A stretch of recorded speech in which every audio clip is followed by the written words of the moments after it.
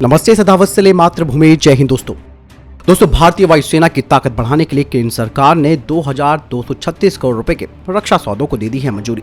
रक्षा मंत्रालय ने कहा कि डिफेंस एक्विजिशन काउंसिल ने मेक इन इंडिया श्रेणी के तहत भारतीय वायुसेना के आधुनिकीकरण और ऑपरेशनल जरूरतों के लिए 2236 करोड़ रुपए के एक पूंजी अधिग्रहण प्रस्ताव के लिए एक्सेप्टेंस ऑफ नेसेसिटी प्रदान की है। साथ ही कहा कि इंडियन एयरफोर्स का खरीद प्रस्ताव GSAT-7C सैटेलाइट और ग्राउंड हब के लिए सॉफ्टवेयर डिजाइन रेडियो की रियल टाइम कनेक्टिविटी के लिए था। इस परियोजना में भारत में सैटेलाइट के पूरे डिजाइन, डेवलपमेंट और प्रक्षेपण की परिकल्पना भी की गई है। सॉफ्टवेयर डिफाइंड रेडियो के लिए GSAT-7C सैटेलाइट और ग्राउंड हब को शामिल करने से भारतीय सशस्त्र बलों की सुरक्षित मोड में सभी परिस्थितियों में एक दूसरे के बीच LOS से परे संचार करने की क्षमता में वृद्धि होगी। इसी महीने रक्षा मंत्रालय ने हिंदुस्तान एरोनॉटिक्स लिमिटेड से 12 हेलीकॉप्टर समेत 7,965 करोड़ रुपए के हथियारों और सैन्य उपकरणों की खरीद को मंजूरी दी थी।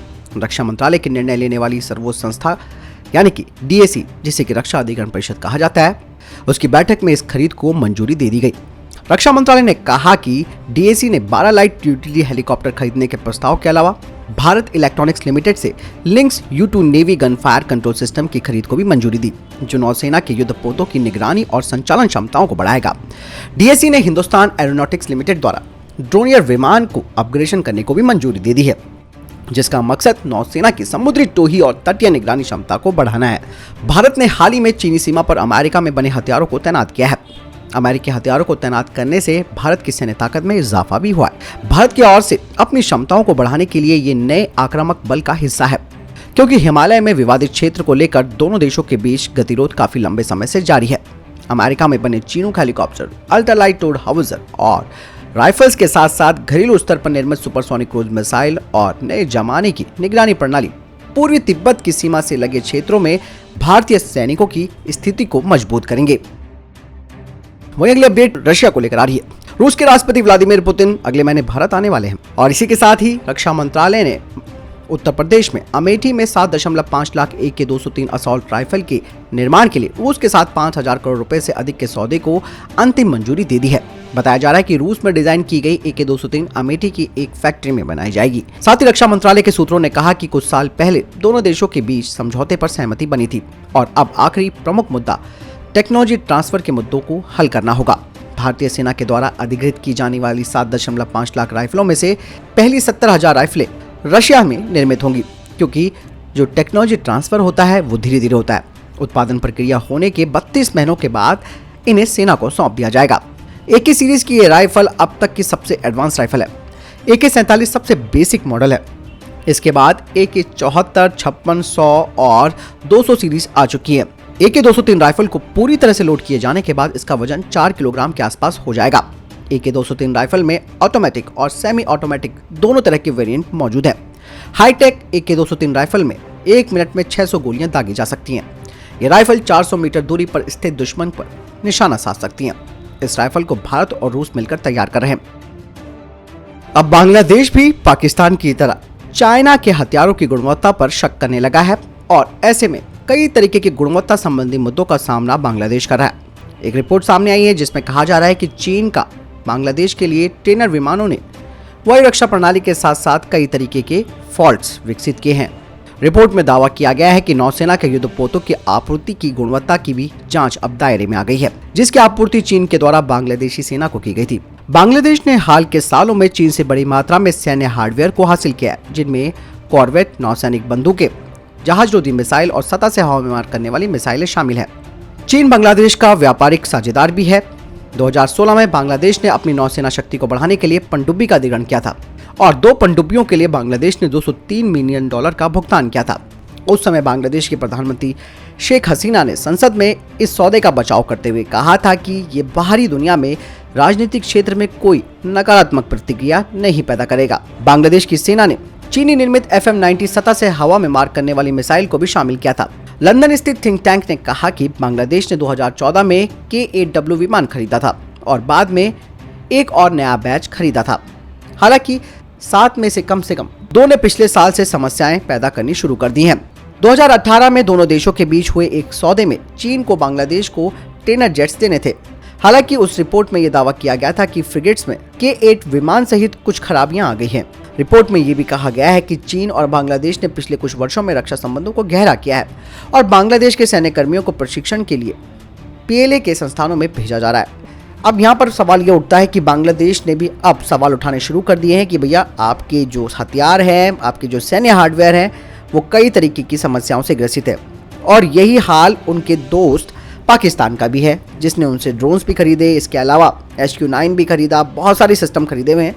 तो आप समझ सकते हैं कि किस तरीके से चाइना नकली माल पकड़ाकर असली पैसा अपने जेब में करता है और चूना लगा देता है अगले देशों को।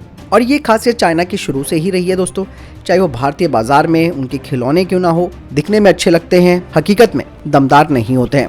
वो कहावत है ना कि चीन का माल चले तो शाम तक, नहीं तो चांद तक। तो कहीं ना कहीं ये जो कहावत है वो चाइना पर फिट होती है। लगन दो चूना, लगाने दो बांग्लादेश को, थोड़ी अकल तो आएगी इसको। आपको क्या लगता है, कमेंट सेक्शन में लिखकर जरूर बताएं। ऑकस को लेकर एक बड़ा अपडेट सामने आया है। ब्रिटेन और अमेरिका ने पहली बार किसी तीसरे देश के साथ नौसैनिक परमाणु प्रपल्जन की जानकारी साझा करने के एक समझौते पर हस्ताक्षर किए हैं।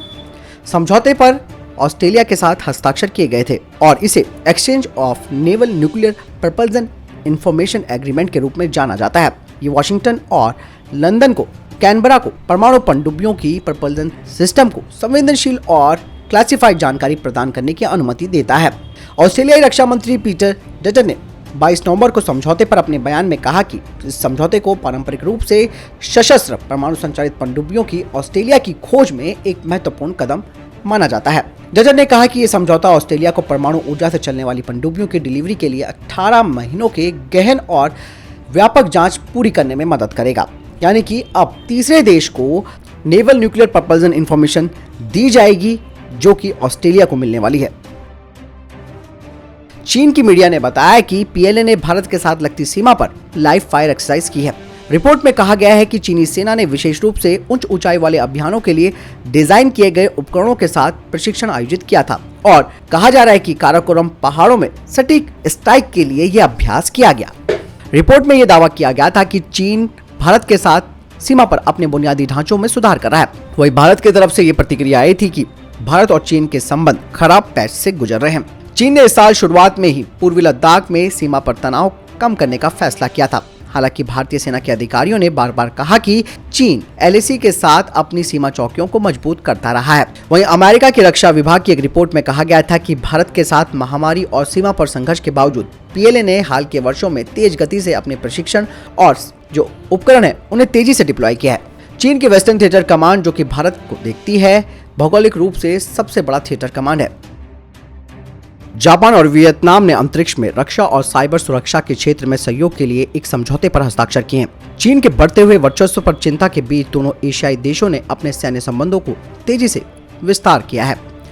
बता दें कि चीन का संदर्भ लेते हुए जापान के रक्षा मंत्री नोबुआ किशी ने कहा कि अंतरिक्ष और साइबर क्षेत्र के समझौते का उद्देश्य हिंद प्रशांत क्षेत्र में गतिविधियों को देखते हुए उनका समाधान निकालना है, जो कि मौजूदा अंतर्राष्ट्रीय व्यवस्था को चुनौती देता है। किशी ने कहा कि वियतनामी समकक्ष फान वांग ज्ञान के साथ उनकी बातचीत ने दोनों देशों के बीच रक्षा सहयोग को नए स्तर पर पहुंचा दिया है। जापान अपने नियंत्रण वाले सेनकाकू द्वीप के पास चीनी तटरक्षक की उपस्थिति का लगातार विरोध करता रहा है। वहीं चीन भी इस क्षेत्र में अपना दावा करता है और इसे DIOU कहता है। जापान के अधिकारियों का कहना है कि चीनी जहाज नियमित रूप से द्वीप के आसपास जापानी जल क्षेत्र में उनकी सीमा का उल्लंघन करते हैं और कई बार मछली पकड़ने वाली नौकाओं को भी धमकाया जाता है। जापानी रक्षा मंत्रालय ने कहा कि साइबर हमले चीन से बढ़ते हुए खतरों का हिस्सा है। किशी ने यह भी कहा कि जापान स्वतंत्र और लोकतांत्रिक इंडो पैसिफिक क्षेत्र की रक्षा करने और संयुक्त राज्य अमेरिका और अन्य समान विचारधाराओं वाले देशों के साथ सहयोग करने के लिए प्रतिबद्ध है, जो कि सार्वभौमिक मूल्यों को साझा करते हैं। वहीं वियतनाम 11वां ऐसा देश है जिसके साथ जापान ने रक्षा उपकरण और प्रौद्योगिकी हस्तांतरण के सौदे पर हस्ताक्षर किए, क्योंकि जापान भी अपने रक्षा उद्योगों का समर्थन करना चाहता है। वहीं अपने पुराने सहयोगी अमेरिका से परे सैन्य सहयोग का विस्तार करना चाहता है और उसने ब्रिटेन, ऑस्ट्रेलिया, फिलीपींस और इंडोनेशिया के साथ इसी तरीके के समझौतों पर हस्ताक्षर किए। तो दोस्तों, अभी तक के top defence space update video के संबंध में कोई प्रश्न जवाब, आपका कोई सवाल है, कमेंट सेक्शन में लिखकर जरूर पूछ सकते हैं। मिलता हूं नई वीडियो के साथ। चैनल सब्सक्राइब करना ना भूलिएगा और शेयर करना ना भूलिएगा। जय हिंद, वंदे मातरम।